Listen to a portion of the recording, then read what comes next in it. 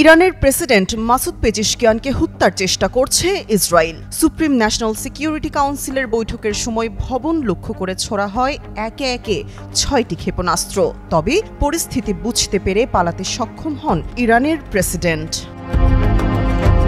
এক প্রতিবেদনে এমনটাই জানায় দেশটির সংবাদ মাধ্যম ফার্স্ট নিউজ।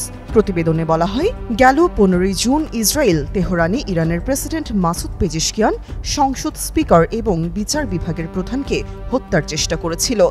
এই ঘটনাটি তেহরানে ইরানের সুপ্রিম ন্যাশনাল সিকিউরিটি কাউন্সিলের বৈঠকের সময় ঘটে বলে দাবি করা হয়েছে। ইসরায়েলি হামলায় প্রেসিডেন্ট মাসুদ পেজেশকিয়ান পায়ে হালকা আঘাত পান। এই ঘটনার পেছনে কোনো গুপ্তচর জড়িত থাকার বিষয়ে তদন্ত চলছে বলে প্রতিবেদনে উল্লেখ করা হয়েছে। প্রতিবেদনে আরও দাবি করা হয় যে এই হত্যা চেষ্টাটি লেবাননের বিদ্রোহী গোষ্ঠীর প্রধান হাসান নাসরুল্লাহকে হত্যার হামলার আদলে করা হয়েছিল।